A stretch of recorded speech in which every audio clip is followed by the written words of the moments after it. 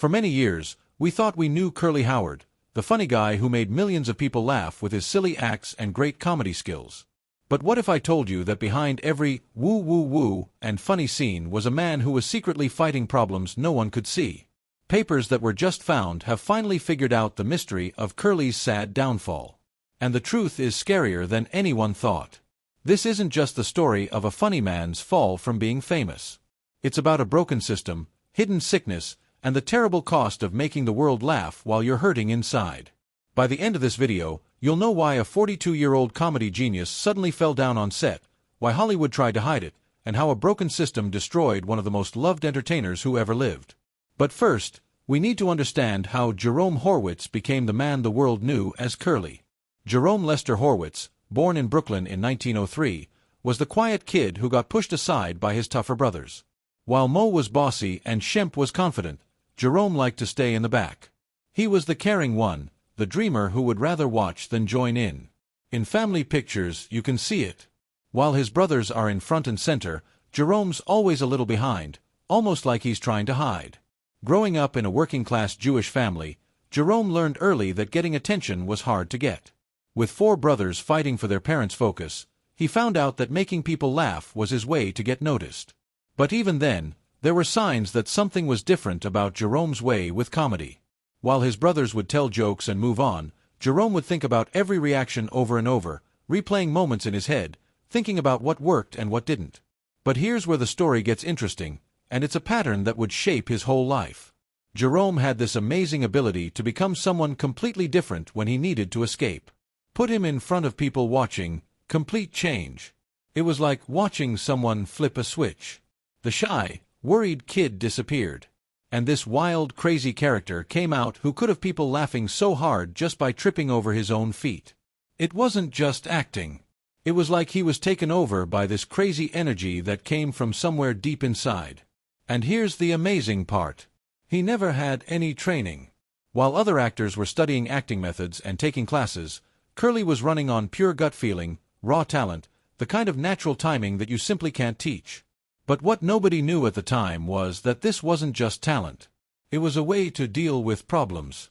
Jerome had found out that being funny meant people paid attention to him, accepted him, loved him, and once he figured that out, he became hooked on that feeling. When he joined the Three Stooges in 1932, replacing his brother Shemp, he made a sacrifice that would shape the rest of his life. He had beautiful wavy curly hair and a mustache. But when Moe and their manager said he should shave it all off to create a more different look for the group, he sadly agreed. Think about that for a second. Imagine giving up a huge part of who you are, your whole appearance, for your job. That bald head wasn't just a look. It was the first sign of how much Curly would give up for other people's fun. And here's what's really sad. He hated how he looked without hair. Family members later said that he was really embarrassed about his bald head and would often wear hats or fake hair when he wasn't performing. But he never complained in public, never fought back. He just accepted that his comfort mattered less than the act. The change went deeper than just how he looked. Jerome Horwitz basically stopped existing. He became Curly Howard all the time. Even when the cameras weren't rolling, friends and family started treating him like the character he played, expecting him to be funny and energetic all the time. The pressure to keep up that personality, even in his private life, was crushing. But it worked. Boy, did it work. From 1934 to 1946, Curly starred in almost 100 short films that are still making people laugh today. Punch Drunks, Disorder in the Court, A Plumbing We Will Go. These weren't just comedy sketches. They were masterpieces of physical comedy, and Curly was the heart of every single one. He brought something special to the screen that his brothers couldn't match. While Moe was the angry boss and Larry was the confused middleman, Curly was pure chaos wrapped in innocence. Childlike wonder mixed with complete unpredictability. Audiences couldn't get enough of him. But here's where the story takes its first dark turn. And it's something the studios never wanted you to know.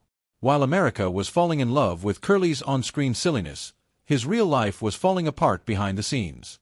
And the pattern started early, way earlier than anyone knew. His first marriage lasted exactly 5 months. 5 months. Most people's honeymoon periods last longer than his entire marriage. But this wasn't just bad luck or not getting along. This was the beginning of a cycle that would haunt him for the rest of his life. You see, Curly was living two completely different lives. During work hours, he followed Mo's strict rules. No drinking, no partying, total being professional. Mo ran that set like a military operation. And Curly played along perfectly. But the moment the cameras stopped rolling, all bets were off. Curly would hit the nightclub scene hard. We're talking about staying out until 4 a.m., drinking heavily, spending money like it was going out of style, and jumping from relationship to relationship. He'd buy expensive jewelry for women he'd just met, buy property without thinking, and blow through his earnings faster than he could make them. His second marriage to Elaine seemed more promising. They even had a daughter together, Marilyn, born in 1938. For a brief moment, it looked like Curly might have found some stability, but by 1940, that marriage was over too. And here's what's really heartbreaking. During all of this chaos, the only consistent source of love without conditions in his life came from stray dogs. Curly would find abandoned animals on the road and couldn't bear to leave them behind. He'd travel from city to city with multiple dogs with him, refusing to abandon them until he found them proper homes. The stories about Curly and his dogs are both heartwarming and heartbreaking. He'd spend his own money feeding strays, take them to animal doctors, and even set up trust funds for some of them. Hotel managers would complain about finding multiple dogs in his room, but Curly would just pay the extra fees without arguing. These animals saw something in him that humans seemed to miss. They saw Jerome, not just Curly. One particularly touching story involves a three-legged dog he found outside a theater in Chicago. Curly spent weeks nursing the animal back to health, carried it with him on tour, and eventually found it a permanent home with a family who promised to write him updates. He kept those letters until the day he died. Hotel staff would be shocked to see this famous comedian showing up with a pack of strays. But for Curly, these animals represented something he couldn't find anywhere else. Loyalty without judgment, love without conditions. In a world where everyone wanted something from him, laughs, money, entertainment, these dogs just wanted to be near him. They didn't care if he was having an off day or struggling with his demons. They loved Jerome, not the character he played. His money situation got so bad that Mo had to step in as his unofficial money advisor, helping him budget and even doing his taxes. Think about that situation. Your older brother having to manage your money because you can't control your spending, the shame and dependency that must have created. Mo would later describe having to hide Curly's checkbook and credit cards like he was dealing with a child. But this wasn't being childish. This was the behavior of someone whose brain chemistry was completely different.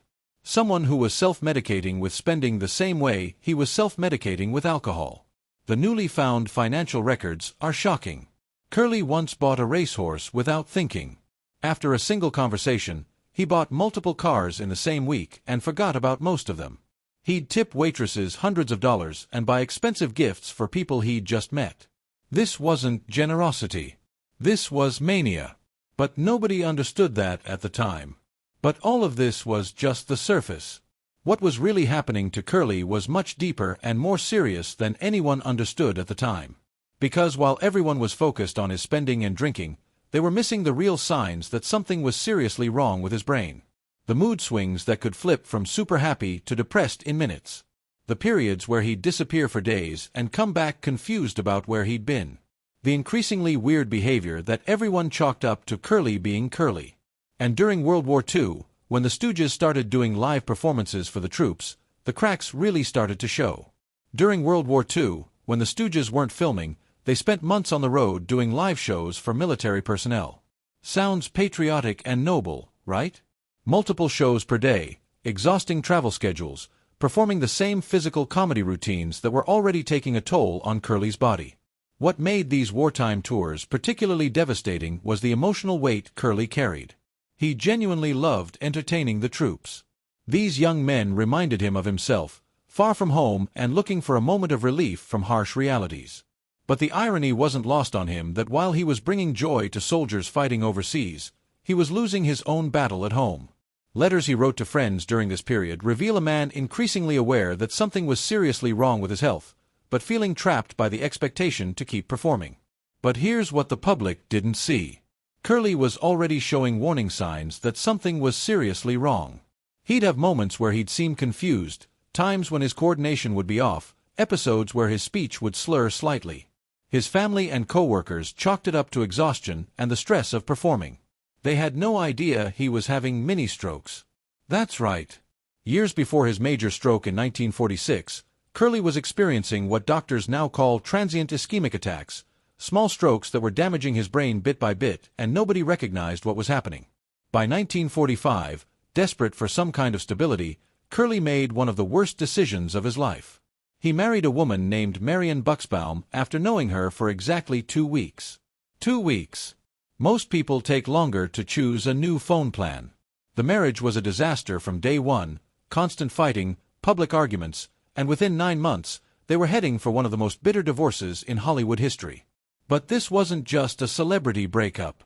This was a public embarrassment that was covered extensively in the press. Newspapers painted Curly as unstable, erratic, and mentally unfit. The stress of the divorce proceedings combined with the public embarrassment and his getting worse health created a perfect storm of circumstances that his body simply couldn't handle. And then it happened. July 1946. Curly was on set filming a short called Half-Wit's Holiday when he suffered a massive stroke. He was 42 years old. 42. And his career was over in an instant. But here's the part that'll make your blood boil. Newly found studio memos from Columbia Pictures show that instead of getting Curly the medical help he desperately needed, executives were discussing how to prop him up for just one more picture.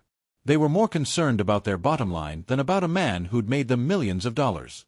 One memo actually suggested covering up his condition to avoid public concern. Another discussed ways to work around his limitations to squeeze out a few more performances. This wasn't just neglect. This was systematic exploitation of a man who was clearly suffering. Mo tried to speak up for his brother behind the scenes, but even his influence had limits in a system designed to put profits over people. And what happened next reveals the most shocking truth of all. For decades, everyone assumed Curly's stroke was just bad luck, the result of poor health habits, stress, and the physical demands of comedy. But recently found medical records and expert analysis have revealed something much more disturbing. Medical professionals who've reviewed Curly's case now believe he was suffering from undiagnosed bipolar disorder or another serious brain and mental condition. His erratic behavior, mood swings, impulsive decisions, and self-destructive patterns weren't character flaws. They were symptoms of untreated mental illness. Remember those wild spending sprees, the inability to maintain relationships, the cycle of super happy highs followed by devastating lows? These weren't signs of a party animal living it up. They were classic symptoms of bipolar disorder in an era when mental health was looked down on and misunderstood. And his heavy drinking, that wasn't partying, that was self-medication. Curly was trying to treat his inner turmoil with alcohol because he had no other options. Mental health treatment in the 1940s was primitive at best, and the shame surrounding mental illness meant that even discussing it could end a career. Curly Howard, one of the most beloved entertainers in America, was slowly getting worse from untreated mental illness while performing physical comedy that was literally destroying his body. The mini-strokes weren't random events. They were the result of years of untreated high blood pressure, probably made worse by his mental health struggles and substance abuse.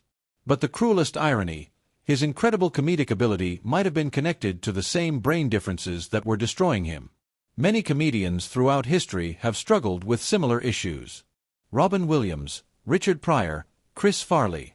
There's something about the creative mind that can produce brilliant comedy and devastating personal pain at the same time. After his major stroke, Curly tried to make a comeback. In 1947, he appeared in a brief cameo in Hold That Lion. Watching that performance today is heartbreaking. You can see a shadow of his former self, struggling to recapture the magic that once came so naturally. But there's one bright spot in this tragic story. In July 1947, Curly married Valerie Newman. And for the first time in his life, he found someone who truly understood and cared for him. They had a daughter, Janie, in 1948, and despite his declining health, those final years contained moments of genuine happiness and peace. Valerie stayed by his side through multiple hospitalizations, further strokes, and the gradual loss of the man she'd fallen in love with. When Curly died in January 1952 at the age of 48, he wasn't alone. He was surrounded by people who loved him for who he was, not just for the laughs he could provide. Curly Howard's death barely made headlines. The man who'd brought joy to millions of people passed away in relative obscurity, largely forgotten by an industry that had used him up and moved on. But here's what his story really teaches us and why it matters more today than ever before. First, the entertainment industry's treatment of performers hasn't changed as much as we'd like to think. We still see celebrities struggling with mental health, addiction, and the pressures of fame, while studios and management companies put profits over well-being. Curly's story isn't ancient history. It's a template that keeps repeating itself. Second, mental health shame literally kills people. If Curly had been born 50 years later, he might have had access to proper diagnosis and treatment. Instead, he suffered in silence, self-medicated with alcohol, and was labeled as difficult or unstable instead of getting the help he needed. Third, the people who make us laugh are often the ones who need our compassion the most. Comedy frequently comes from pain, and many of our most beloved entertainers. The next time you see a comedian or performer struggling, remember that behind the public persona is a human being who deserves empathy, not judgment. The recently found documents didn't solve a mystery. They revealed a tragedy that was hiding in plain sight. Curly Howard wasn't just a funny man who died too young. He was a vulnerable human being failed by a system that valued his output more than his well-being. His real legacy isn't just the laughter he created. It's the lesson his life teaches us about how we treat the people who entertain us. Every time you watch a Three Stooges short and hear that infectious "nyuk nyuk nyuk," remember Jerome Horwitz. Remember the shy kid from Brooklyn who gave everything he had to make the world smile, even when he was dying inside. He deserved better. They all do. And maybe if we learn from his story, we can make sure that the next generation of entertainers gets the support and understanding that Curly never had. The mystery is solved, but the real question remains, what are we going to do with what we've learned?